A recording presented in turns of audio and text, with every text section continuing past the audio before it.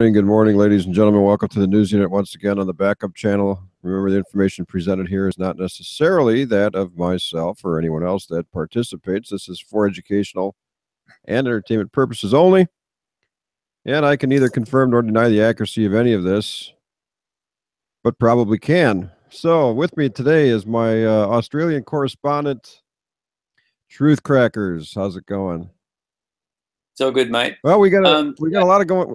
This is another extension of a lot of current events discussions as usual. So, ladies and gentlemen, you know this can go any direction it possibly wants to go. We don't have any particular set formats here, but we like to get the truth in the news. So, thank you for joining us. And I brought up something with Truth Crackers a couple days ago. Asked them to look at a particular YouTube channel, World Crypto Network, and this other guy, Richard Hart. Now, there's a lot going on in Bitcoin. Of course, we all know that, and all the cryptocurrencies. So I'm anxious to hear what Truth Crackers has to say, because he's done a little bit of research now and looking into these guys. And I want to hear his commentary. I like it. Pro, con, whatever, doesn't matter. I want to learn what's going on, and we want to dig right into it. We jump right into all these topics. So here we are. How's it going, man? It's all good, man. It's all good. I had a little look into this Richard Hart guy, and I found that his Bitcoin-centric focus seemed to me to be way too myopic, and his idea that Bitcoin is the only path forward, and it's the only way to go it's just idiotic. I mean, like you cannot possibly say that the first incarnation of a cryptocurrency based on the blockchain is actually, the best incarnation for a start. It's the actual initial incarnation, and it's probably wrong for a start because it is the initial incarnation. And the idea that because it's popular and current means it's the best, it'd be like saying, the old beta and VHS argument, but it's even worse than that. I mean, as far as I can tell, the blockchain is being choked at the moment through the Bitcoin protocol because it can't handle all the world's transactions and currency, which means it's probably more likely that people like that are actually early adopters of the currency with some coins that are actually just currying favor with new investors overlay, which he makes the good point of. He seems to be somebody who is very well versed in cryptocurrencies, and he's not a dummy or anything like that. But his blind adherence to Bitcoin as going forward is just it just seems to me to be like transparently, what would you say, partisan. It's just how can that even be? That's like saying, well, fiat currency is a good idea because I belong to the World Federal Reserve Bank or something. So I'd like to hear him answer that charge. Yeah, in fact, I did invite him to an on-the-air interview, and he didn't decline it. He just stated that he was busy the other day. So I'm looking forward to hopefully getting him on. Yeah, and but I do find those guys on the World Crypto Network to be the ones that actually have most of the intelligent discussions about the topic. It's just hard to find people on YouTube so far that seem to be, well versed in this discussion. So it'd be nice to find out. I like a lot of what he had to say. I thought he was across a lot of the topics. He's no dummy. That's no, for definitely sure. not. No, definitely not. And he seems to be quite deep into it, but just.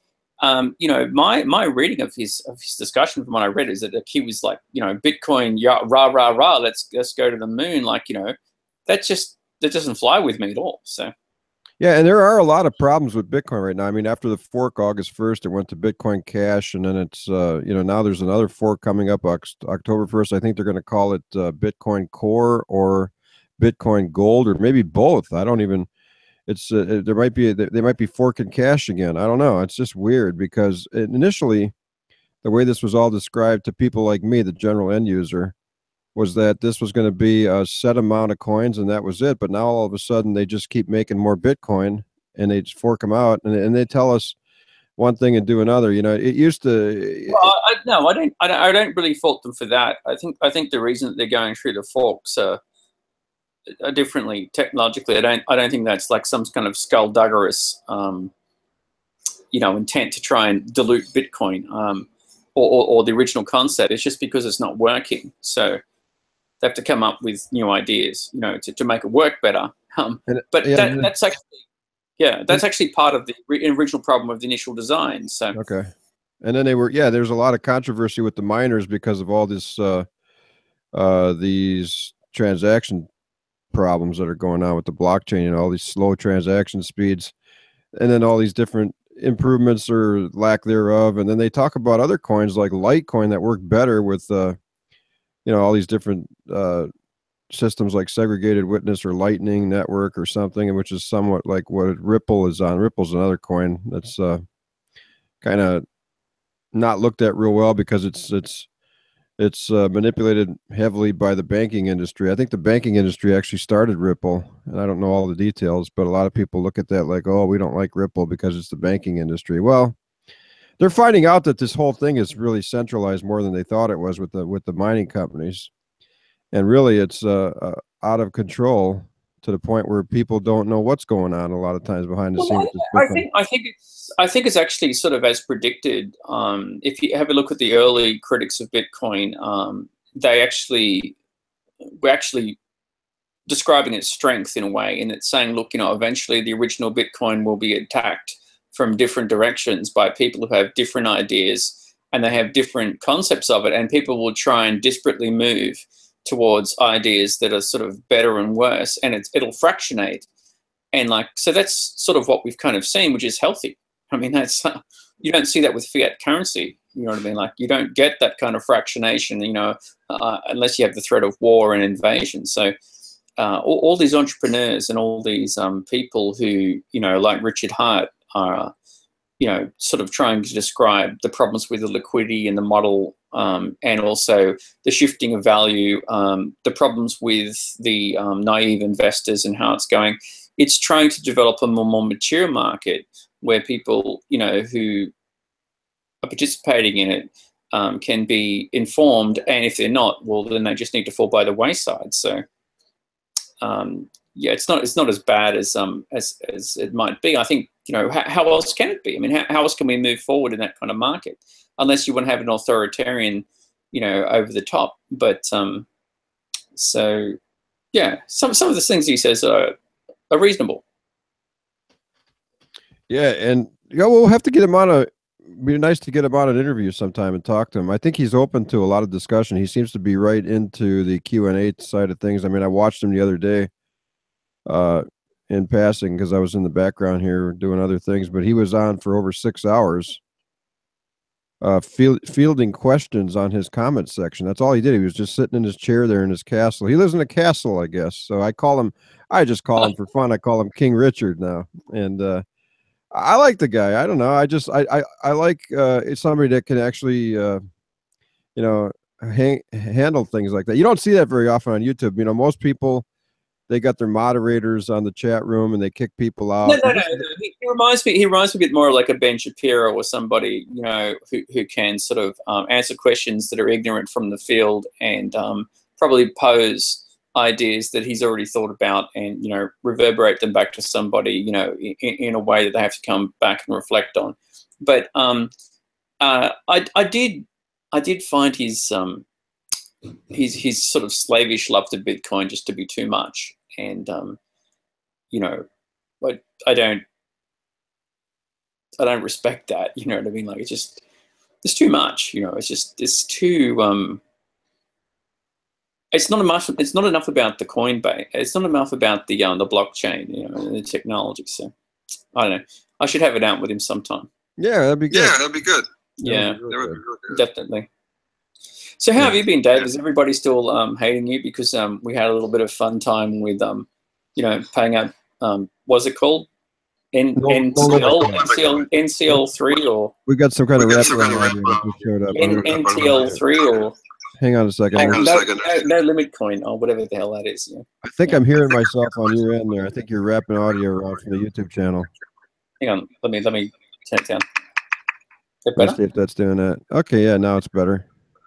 Yeah. There's some wraparound audio.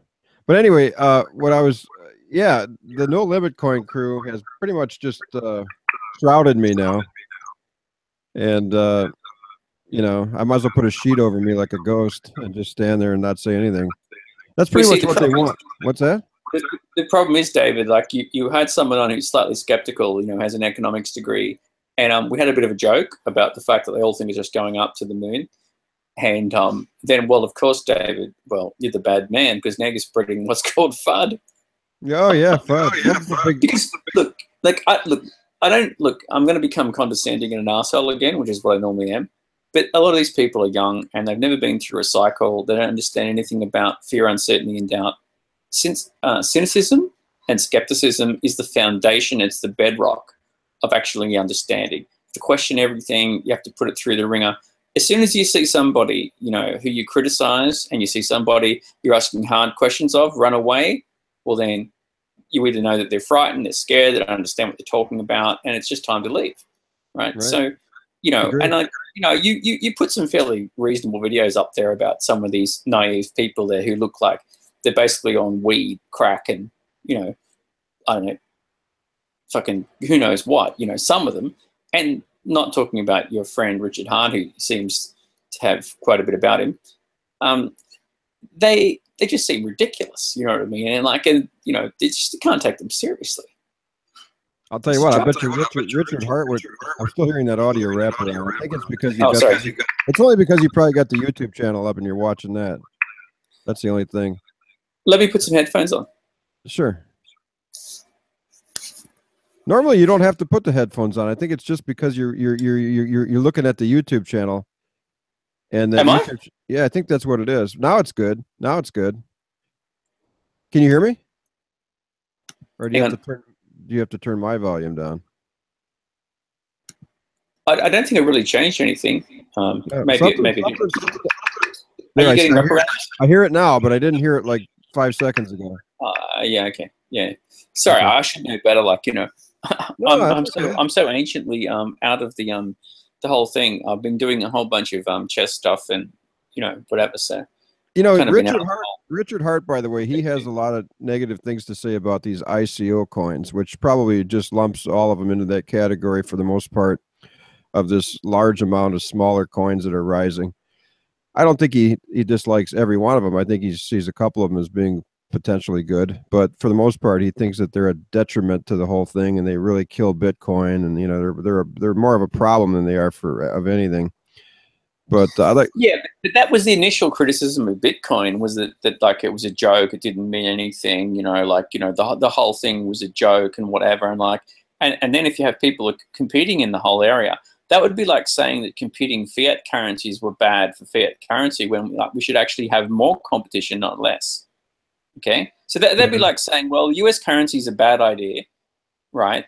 But what we should do is we should have like more competition. We should have no competition, like just nothing. You know what I mean? Like, there's nothing backing up Bitcoin at all. It's just like you know, it's a blockchain, and you know, it's so the idea of trying to banish a competition because potentially it's not well motivated is very. Well, actually, you know what? He's probably not saying that. He's probably saying that they're just bad ideas. You know, because they're I had a friend of mine come on today. You should listen to that one. Actually, because I don't broadcast on the News Unit channel, I'm on this backup one now. Nobody really knows where this is and finds it too easily for some reason. But I've been on Richard Hax's channel now, and Richard Hax is the guy from Las Vegas. He, I convinced him to title his channel Richard from Las Vegas. So you're gonna have to take a look at that sometime. Richard from Las Vegas. He likes to talk about extremely high level, I don't know how to describe it, high level conspiracy theories. He likes to get into the Illuminati discussions and all the different things that are going on with the leadership of the world and the clandestine, you know, secret societies and all that stuff. But anyway, I was on there with him today. And he titles his videos, you know, right now pretty abstractly. They're all over the place, but we're trying to get a handle on it temporarily while I'm out of service here for the next few months.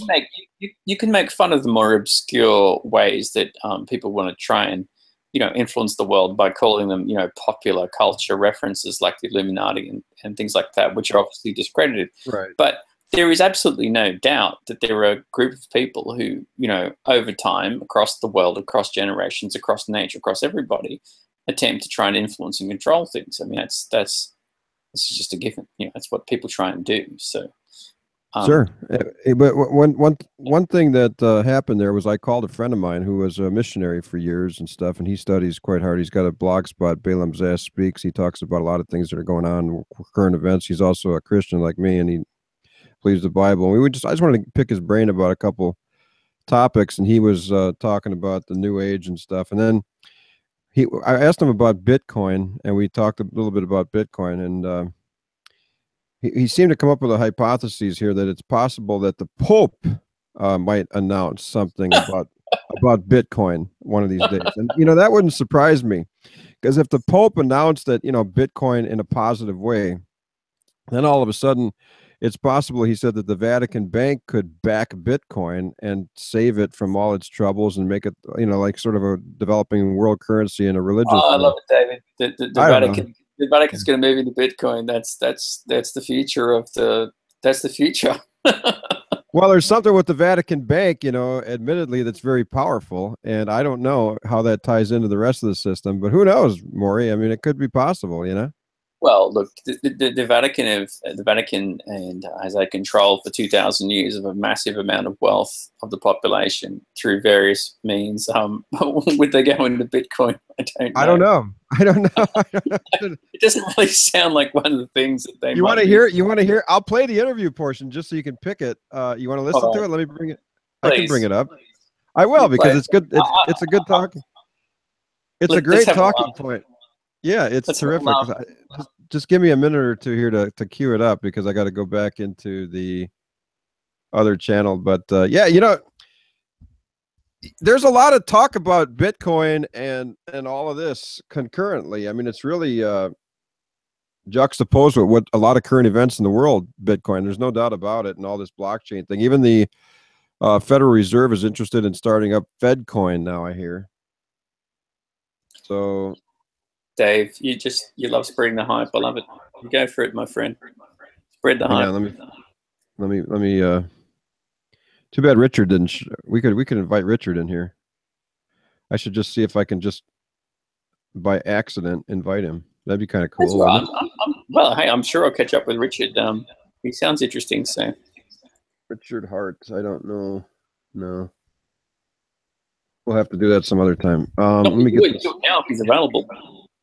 Well, I don't have. It's weird how Google works and it doesn't work. It's just weird.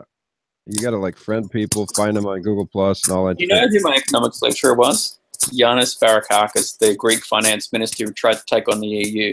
So everyone thinks I'm such a capitalist, but my economics lecturer was actually the left-wing dude who ended up taking on the whole thing. So he came to Sydney and used to work out in the gym there, and it was awesome. And he's a really interesting guy. He's more into philosophy than he is into economics, to be fair. He's extremely charming, so he's quite a character.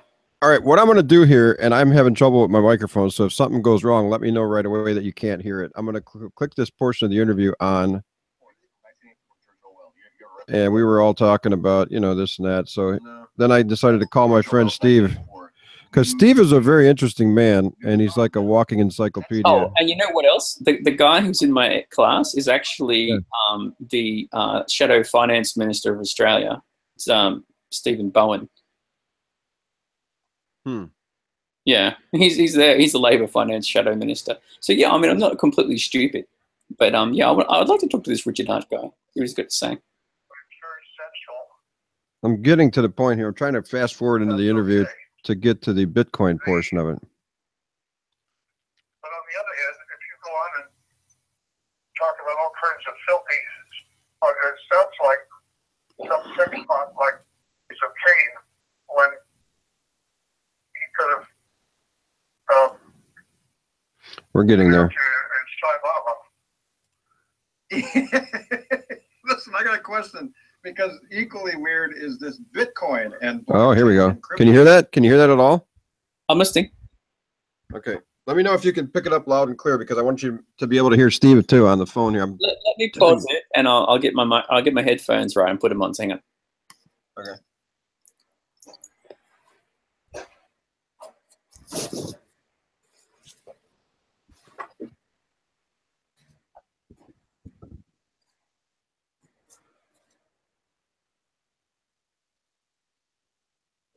23. Some guy called Crypto Spark on YouTube. He says he was getting his Zen on because of all the other complicated things going on. Get your Zen on, hum. Get on a picnic bench and hum, and get your Zen on. Yeah. Get your Zen on. That's weird. Listen, I got a question, because equally weird is I think we got it here, ladies and gentlemen.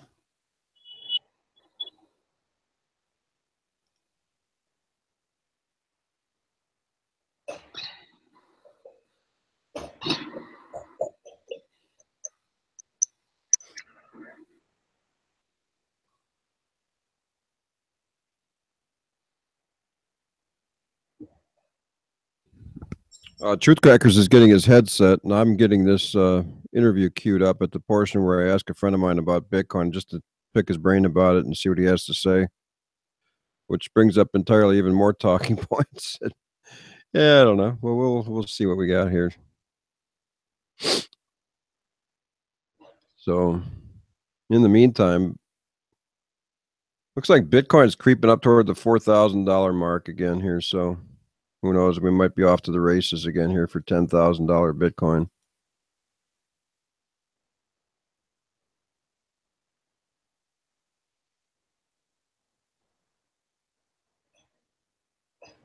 Maury's getting his headset, and I'm about ready to start this interview up again. Let me... What did I do with it now? I just had it here. Now I lost it. 140, was it? Okay, here it is.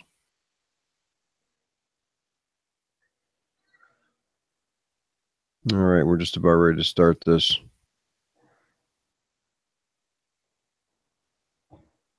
Now we're talking about Bitcoin. We're going to be asking a friend of mine about his thoughts and cogitations on Bitcoin. We'll throw that into the mix here for the general discussion here, and those that will follow. I'm sure we will probably have more broadcasts on this as time permits.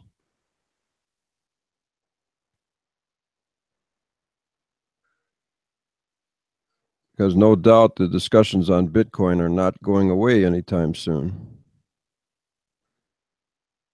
So hopefully we can get King Richard Hart on here also from his castle. And maybe some other people from that World Crypto Network, depending on how this all transpires. Truth Crackers is hooking up a headset, I believe.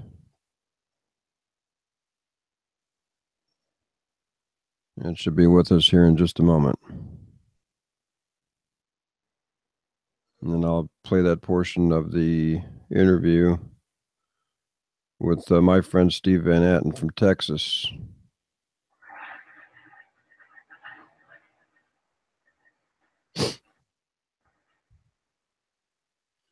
I'm sure Maury's on the way back here in just moments.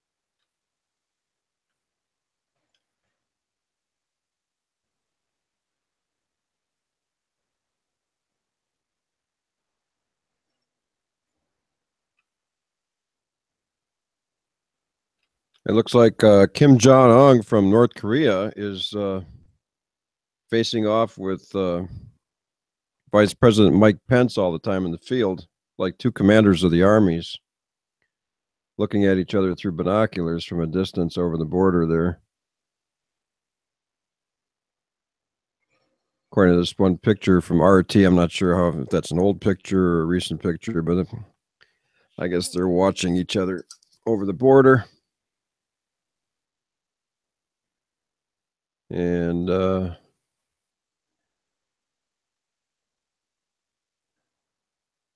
going to just back up my interview here, and we'll begin this Bitcoin. I want to bring this up because it's just another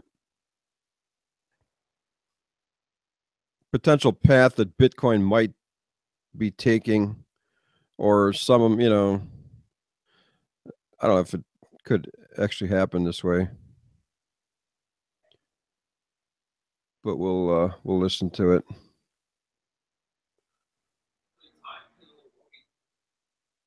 What's that?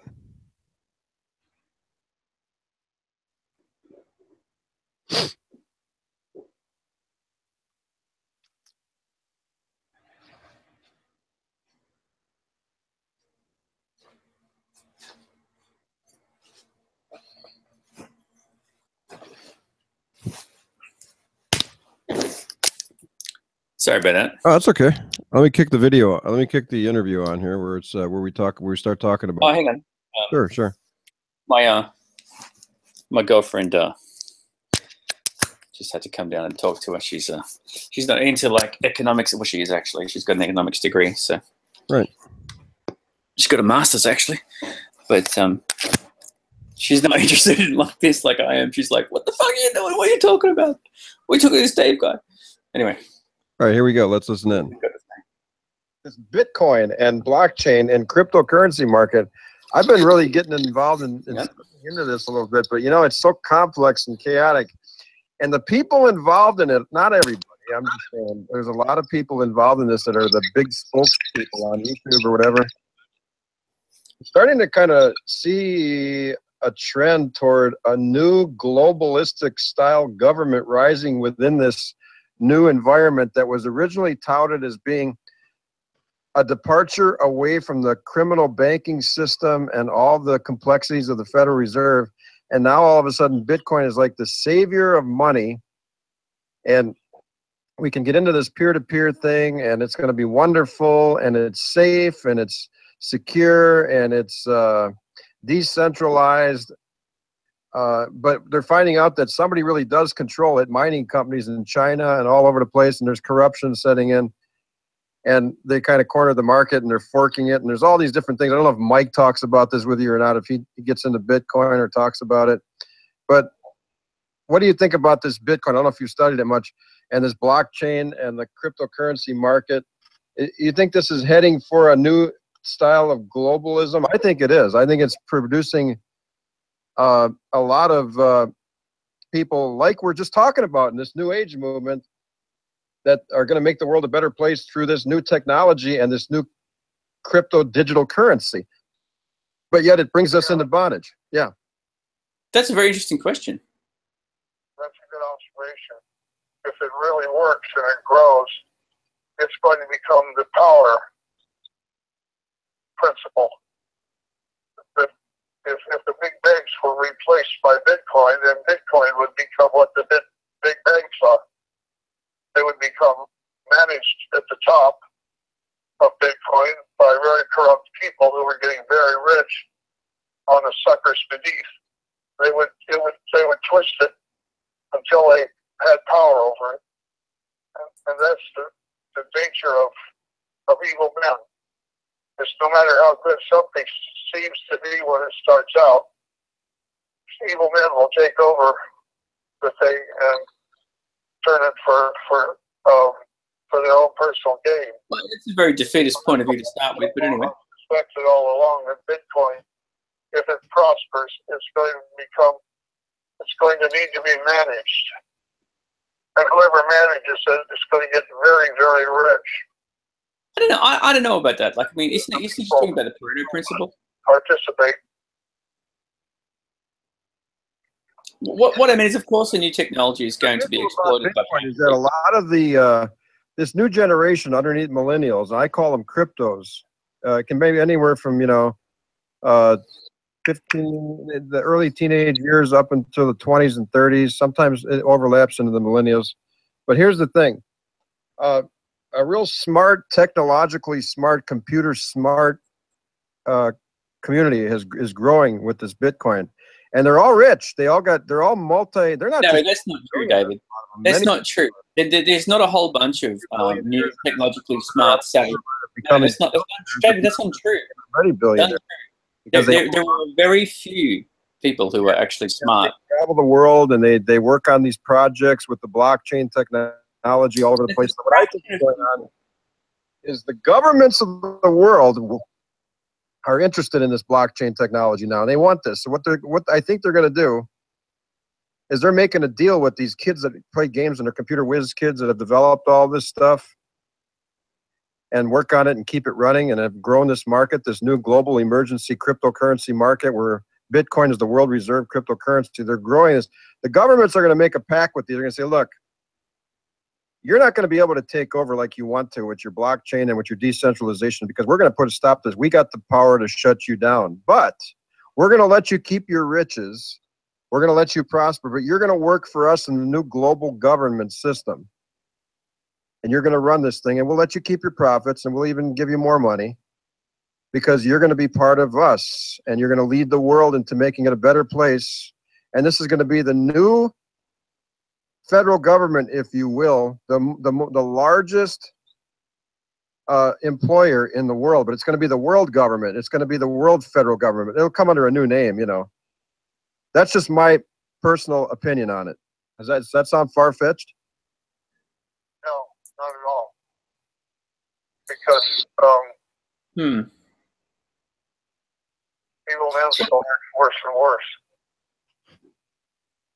There's obviously a nexus of forces at work. Interesting. I mean, hang on one sec, because I can't. I don't want to stop it and miss it because it's just. No, keep going. It's an interesting point. Like, I can follow your thread of. I can follow your idea. Yeah, listen to what he has to say. It's not going to be that much longer. Here, hang on. Find more and more ways with technology to wax worse. And if they could take over Bitcoin, and I think from the get-go, they wanted to destroy Bitcoin if they've tried, and they haven't succeeded in destroying it. And if they can destroy Bitcoin and it comes crashing down, there's going to be a whole bunch of instant beggars. On the other hand, there isn't anyone more useful and faithful to a wicked world leader than a rich, greedy young adult. Their ethics are zero. Their moral character is really trash. Oh, they're now quite motivated to have this world free of the big bank control. But when it comes right down to it, if they see the opportunity to get power and to get wealth, they'll throw away all of their deep convictions about what Bitcoin was supposed to be. I assume that because that's always the way it's been. That's the nature. The heart is deceitful, but all things desperately wicked. There's a desperation in the hearts of the people you're talking about, both the bankers who would like to take control and those in Bitcoin who would like to keep control. And one day they'll cut a deal, and it may be cut by the Vatican. The Vatican Bank is the only bank in the world that doesn't report its depositors and how much they have. And the World Bank and the International Banking Commission have made a decision that they're not technically a nation, so they can't force them to the Vatican Bank to open it. I think he's just describing power structures over the years. and how they've tried to take control of human nature and advantage of it. I mean, most people aren't interested in, power and control. Most people just want to live their lives. But of the few people that are, which are a small minority, you end up with these kind of systems, and they fight against each other. And the ones that win prevail, the ones that don't lose. So, and his historical examples of the Vatican Bank and, and the new challenge of Bitcoin and whether or not people will cut deals, I don't know, they're fairly obvious. This is another possibility that, what could happen with Bitcoin here. Obvious. I don't think there's anything controversial about those things, unless you don't have a brain. I mean, of course, power structures will try and come over each other. And secondly, all the purported ethics that people have in Bitcoin, are very thinly disguised greed for a large part, based on almost, criminal notions of being able to steal money from people in first mover advantages and all kinds of obvious motivations like that. Let me just play this again because my mic doesn't work real good. I got to make sure it's working. So let me just rip through this real quick. So they can't force them to the Vatican Bank to open its accounts and tell the world who's got accounts and how much they have.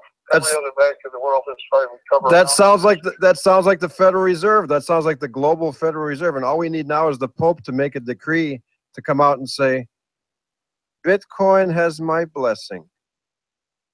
Yes. You in the Vatican. Then the Vatican Bank could then offer to be the repository of credit, invested credit that backs up Bitcoin worldwide. The reason I'm going down what sounds like a screwball trail is because the Book of Revelation says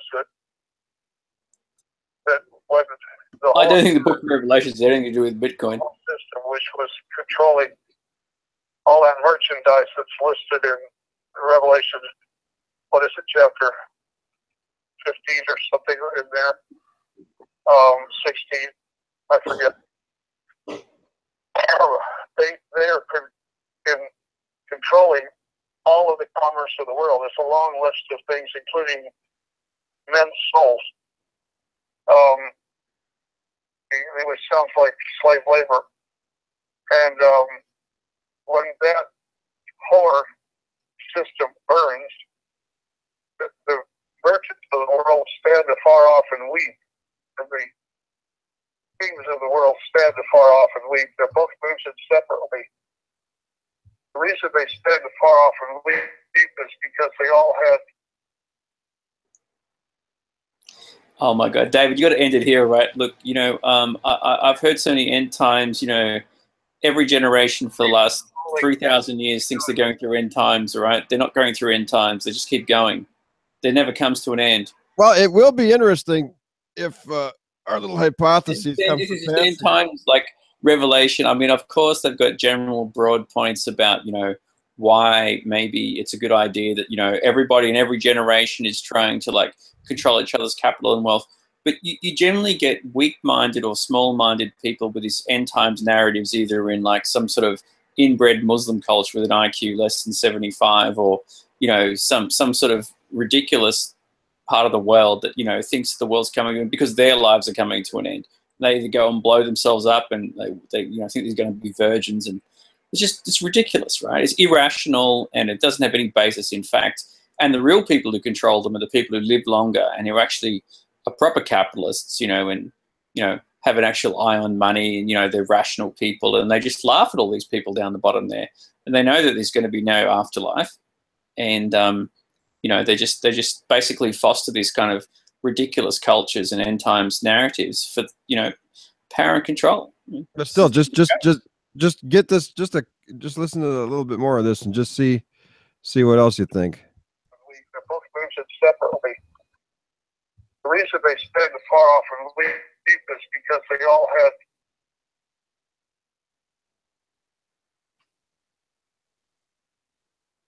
their secret. And the reason all they can do is weep is if they went to their law enforcement agents each of those kings and each of those merchants and said, the Vatican just burned down, and the Vatican Bank burned down, and I had $4 billion in there. People are going to say, that's $4 billion you didn't report to the IRS, isn't it? Dude, I had 8 billion. Now, not only is their wealth gone because the whore burned, but now they owe the IRS $600 million in back tax. I'm conjecturing there as to how that will happen. The merchants of the world weep as the whore burns, and or Babylon burns, whatever, but it's the whore system. And the kings of the earth weep. They all were hiding their money in there. And I can see Bitcoin going into the Vatican Bank and having their credit there to back up Bitcoin and its value. And then when that whole system crashes, it burns, Bitcoin will crash along with it. That's why it is possible. Where do you find these people? Where do you find them? To come up and say we need this system called Bitcoin so that we can take the power over the wealth of the world away from these wicked bankers. Of course, the Pope's whole motive will be to make the Vatican Bank the power, financial power of the world. And the Bitcoin people could go for it like lambs to the slaughter, thinking that's a good, safe place. Who can you trust if you can't trust the Pope, you know? That's just next to trusting God. So that's really, this is a good plan. Let's do it. Let's base Bitcoin out of the Vatican Bank. That's why I think that Bitcoin could, any day, could transform itself into the world financial power system. I wonder if the currencies of a number of countries are in peril, and I guess my battery's getting low. that's all right. It's good talking to you, Steve. I'll let you go because it's breaking up. So anyway, it's just another, hypothetical, theoretical, synthetic reality, right? And we'll see what happens. We'll see if Bitcoin gets moved over to the Vatican. That'd be quite interesting if it happened. I don't know. I just think that possibly the Pope could get his bathrobe on and he could come out on his Pope mobile, and everybody says "Papa, Papa, Papa" in Rome, and and then he says, "I bless you this morning and make a decree that all men should have Bitcoin."